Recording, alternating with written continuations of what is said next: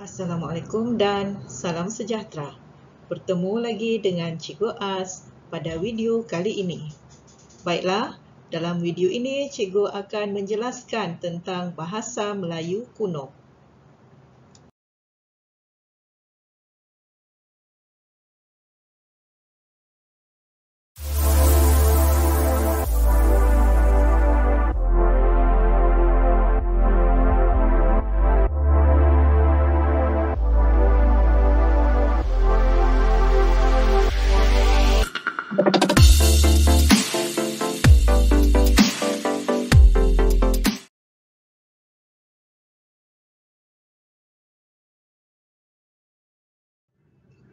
Hasil pembelajaran pada kali ini ialah pertama, menjelaskan konsep bahasa Melayu kuno, kedua, mengenal pasti ciri bahasa Melayu kuno, dan ketiga, menyatakan bahan bukti penggunaan bahasa Melayu kuno. Subtajuk 1.2.1 Konsep Bahasa Melayu Kuno. Apakah yang dimaksudkan dengan bahasa Melayu kuno? Bahasa Melayu kuno merupakan salah satu bahasa dalam cabang bahasa Nusantara, iaitu keluarga bahasa Austronesia. Bahasa Melayu kuno ini hanya dapat dikesan pada prasasti atau pada batu-batu bersurat. Untuk pengetahuan pelajar, istilah lain untuk batu bersurat ialah prasasti. Menurut Abdul Rashid tahun 2006, terdapat sebuah batu bersurat berbahasa Melayu di Dong Yen Chow, Betari pada abad ke-4 Masihi. Batu bersurat tersebut ditulis menggunakan penyesuaian huruf Pallava bahasa Sanskrit. Penemuan ini membuktikan bahawa bahasa Melayu kuno bermula pada abad ke-4 Masihi. Bahasa Melayu kuno juga berkembang di Nusantara antara abad ke-7 hingga abad ke-13, iaitu pada zaman Kerajaan Sriwijaya, berdasarkan penemuan pelbagai batu bersurat yang bertarikh pada abad ke-7 Masihi dan selepasnya. Perkara penting yang pelajar perlu tahu iaitu bahasa Melayu kuno tidak mempunyai pengaruh Parsi atau Arab. Gambar ini menunjukkan beberapa jenis tulisan yang digunakan dalam batu bersurat pada zaman bahasa Melayu kuno. Antaranya ialah tulisan Nagiri, Pallava, Jawa kuno, dan tulisan Kawi. Kita teruskan pada subtajuk yang kedua iaitu 1.2.2 Ciri-ciri bahasa Melayu kuno. Untuk pengetahuan semua pelajar, ciri-ciri bahasa Melayu kuno dapat dilihat dalam 3 aspek iaitu sistem tulisan dan ejaan, aspek morfologi, dan yang ketiga aspek kosakata. Mari kita lihat sistem tulisan dan ejaan bahasa Melayu kuno. Pertama, sistem tulisan yang sedia ada di Nusantara pada ketika itu iaitu sebelum datangnya pengaruh India. Antaranya ialah tulisan lontar di Sulawesi Selatan, tulisan Batak di Sumatera Utara, dan tulisan rencong di Sumatera Selatan. Kedatangan pengaruh India menghasilkan tulisan seperti tulisan Nagiri dari utara India, tulisan Pallava dari India Selatan, dan tulisan Kawi yang dikembangkan dari tulisan Pallava.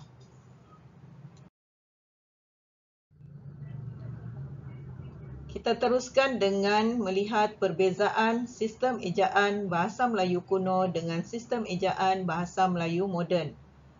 Terdapat beberapa perbezaan yang ketara seperti yang cikgu paparkan pada video ini. Yang pertama ialah konsonan W menjadi B, misalnya wulan menjadi bulan, tua menjadi tuba. Kedua, konsonan N menjadi NY. Misalnya, mulana menjadi mulanya, dalamna menjadi dalamnya. Perbezaan yang seterusnya ialah konsonan H ditiadakan dalam bahasa Melayu moden.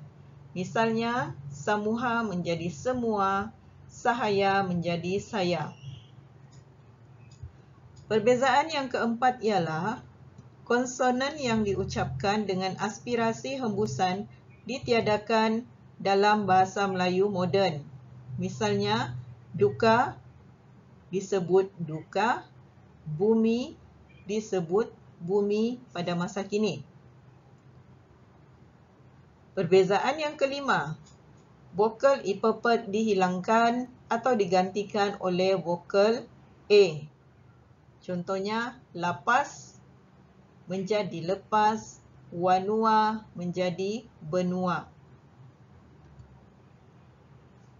Keenam, perubahan vokal adalah tidak konsisten. Misalnya, fonem U menjadi O pada awal perkataan tetapi tidak berubah pada suku kata tertutup. Suku kata tertutup ialah suku kata ataupun pola suku kata yang diakhiri oleh konsonan.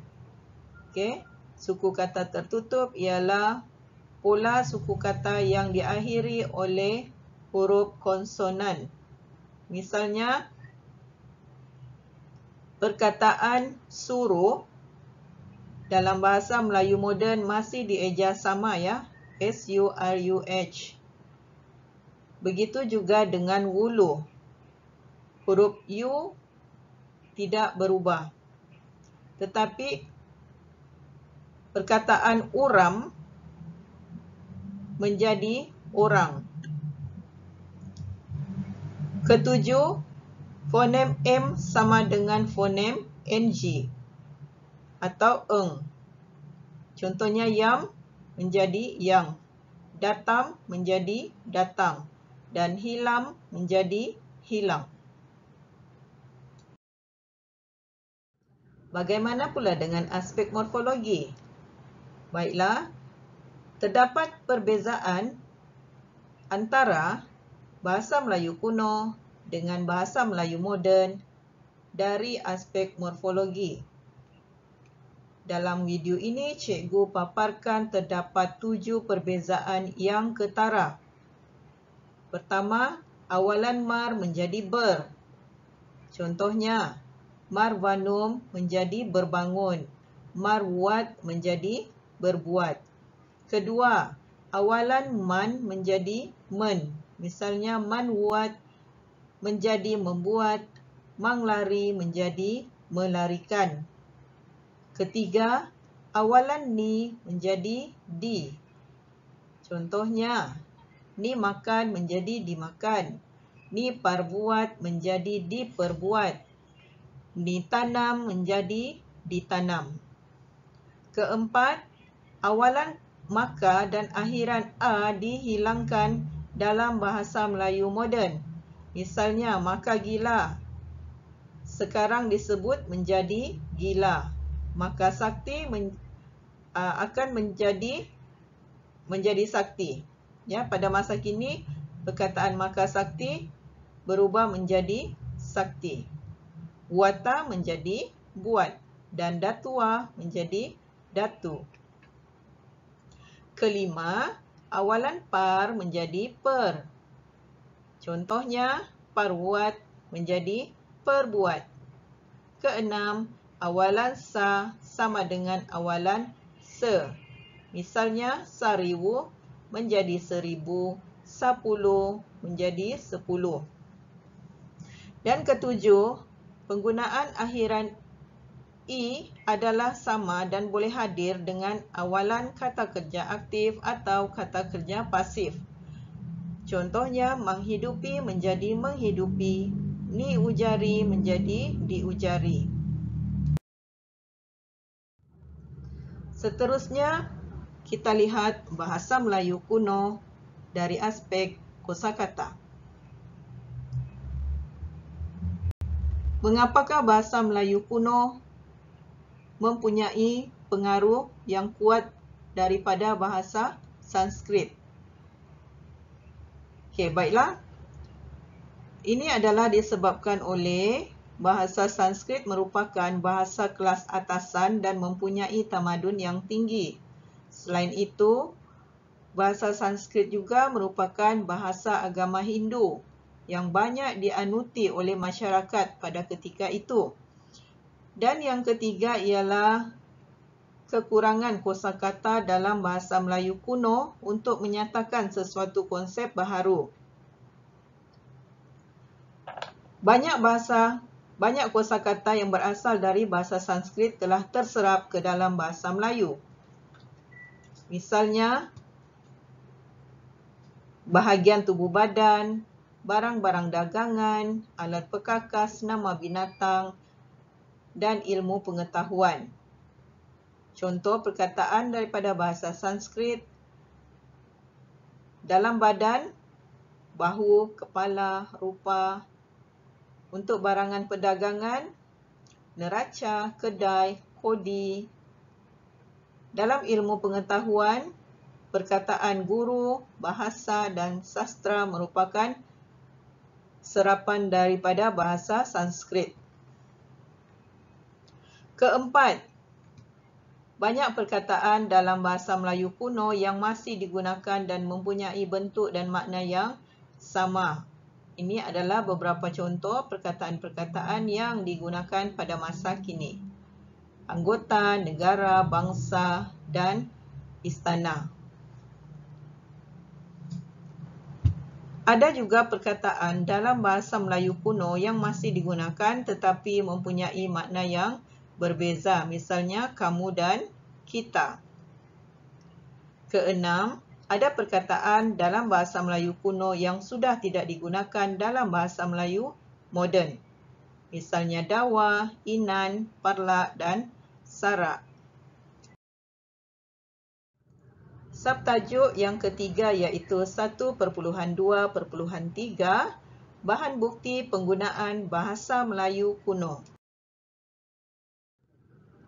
Berdasarkan penemuan para pengkaji, inilah beberapa contoh batu bersurat yang telah ditemui yang menggunakan bahasa Melayu kuno.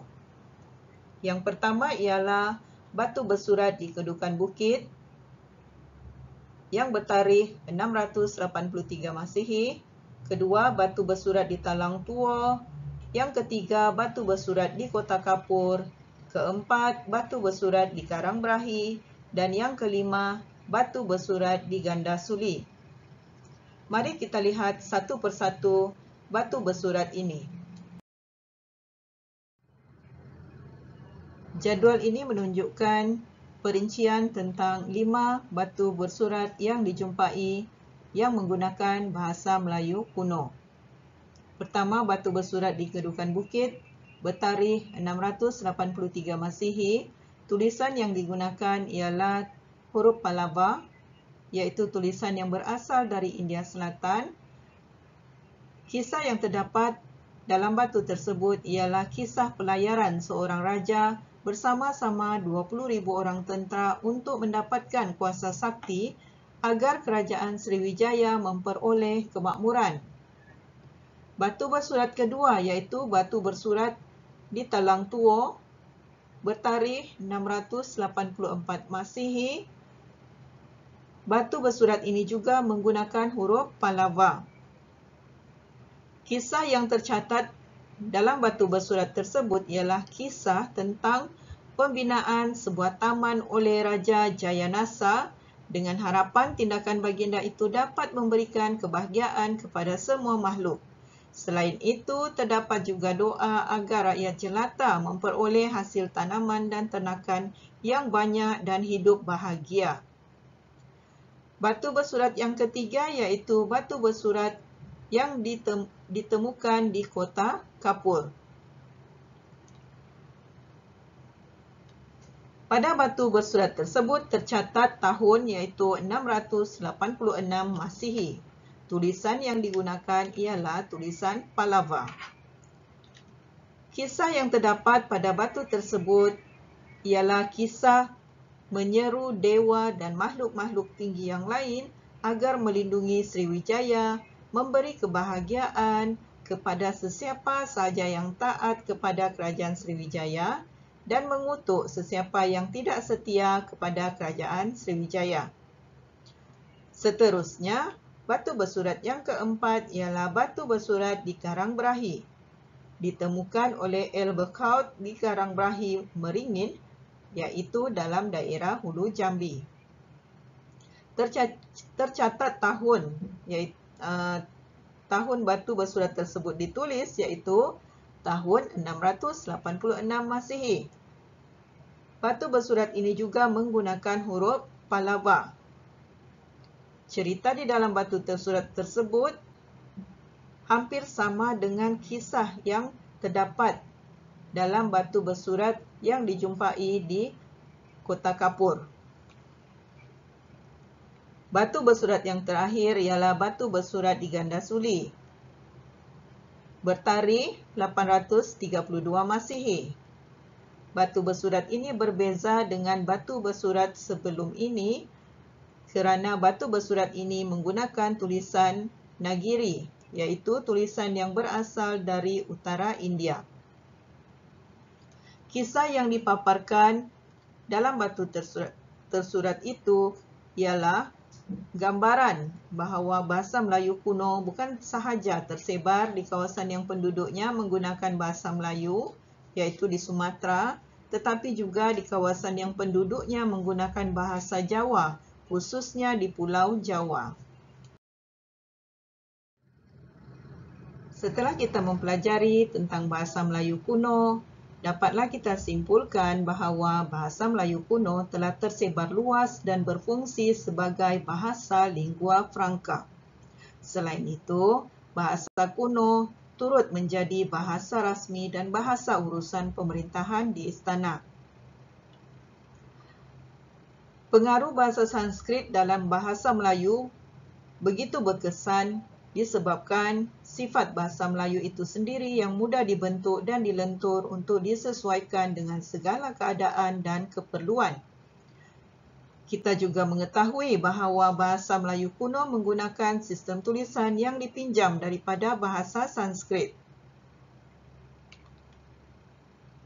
Akhir sekali, kita juga melihat bahawa bahasa Melayu kuno berkembang pesat pada zaman pemerintahan Sriwijaya iaitu sekitar tahun 1300 hingga 1400.